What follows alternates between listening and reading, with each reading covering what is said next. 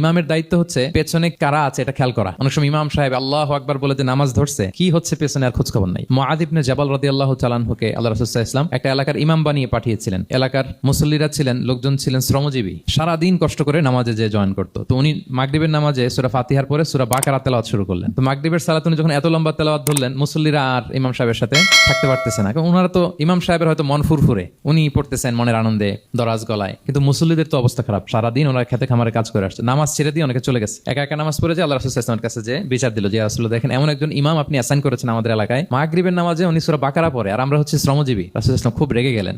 মুআয ইবনে জাবালকে ডেকে বললেন, তুমি কি সমাজে ফিতনা ছড়াচ্ছ? তুমি জানো না এরা কারা? তোমার কি সূরা ওয়াদ-দুহা ওয়াল-লাইলি ইযা সাজা মুখস্থ নাই? তোমার কি ওয়াশ-শামসি ওয়া-দুহাহা এটা মুখস্থ নাই? তোমার কি সাব্বিহ ইসমা রাব্বিকাল আ'লা এই সূরাগুলো তোমার জানা নাই? উনি বলেন জানা আছে। তো এগুলো রেখে দিয়ে মাগরিবের নামাজে কেন সূরা বাকারা ধরলা? আল্লাহর হাবিব সাল্লাল্লাহু আলাইহি ওয়াসাল্লাম কিন্তু এমন ইমাম ছিলেন না, উনি অত্যন্ত বিবেকবোধ সম্পন্ন একজন ইমাম ছিলেন। একবার পেছনে এক বাচ্চার কান্না শুনে উনি নামাজ ছোট করে দিয়েছেন। সবাই বললেন, ইয়া রাসূলুল্লাহ, এত ছোট নামাজ তো কখনো পড়তে দেখি না। তখন রাসূল সাল্লাল্লাহু আলাইহি ওয়াসাল্লাম বললেন, একটা ছোট বাচ্চার কান্নার আওয়াজ আমার কানে এসেছে, আমার মনে হচ্ছে বাচ্চাটাকে সামলাতে নারীদের কাতারে একটা মায়ের খুব কষ্ট হচ্ছে, এজন্য নামাজটা আমি খাটো করে দিয়েছি। দেখেন কি চিন্তা চেতনা, পিছনে